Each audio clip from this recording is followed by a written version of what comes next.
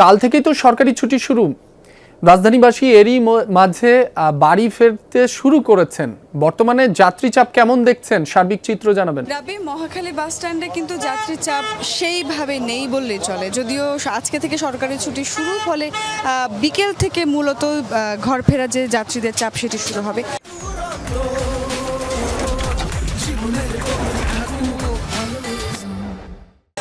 এখনো পর্যন্ত সেভাবে যাত্রীর চাপ কিন্তু দেখা যাচ্ছে না।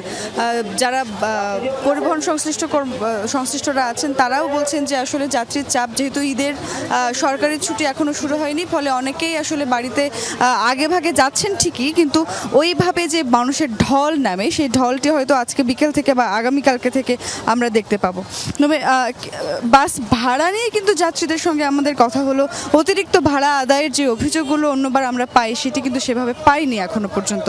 এবং কিছুক্ষণ আগেই সড়ক পরিবহন মন্ত্রী এবং প্রতিমন্ত্রী দুইজন এসেছিলেন এখানে এবং মহাখালী বাস টার্মিনাল পরিদর্শন করেছেন।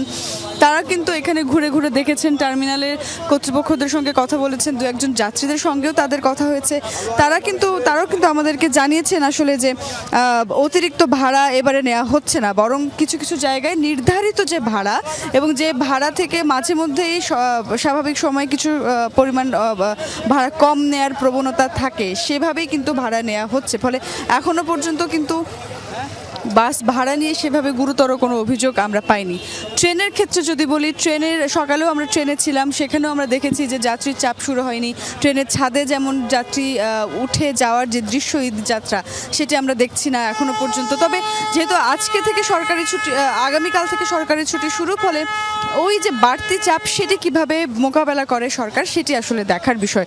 যদিও পরিবহন মন্ত্রী একটু আগেই বলেছেন যে গত 2 দিনে হয়তো প্রায় 1.5 কোটি লোক ঢাকা শহর ছাড়বেন। ফলে অতিরিক্ত যে যাত্রীর চাপ সেটি সামলাতে কিছুটা চ্যালেঞ্জিং পরিস্থিতির মধ্যেই পড়তে হবে। তবে সেইটির জন্য আসলে সরকার যথাসম্ভব প্রস্তুত আছে। তবে তারা বলছেন যে সেই প্রস্তুতির সঙ্গে সমন্বয় এবং যাত্রীদের সদিচ্ছা এবং একই সঙ্গে সবার সম্মিলিত প্রচেষ্টা, সেই সমস্ত কিছু দিয়ে আসলে এই যাত্রাটা স্বাভাবিক এবং সুন্দর করার চেষ্টা করবে সরকার। ঐশী, আপনাকে ধন্যবাদ।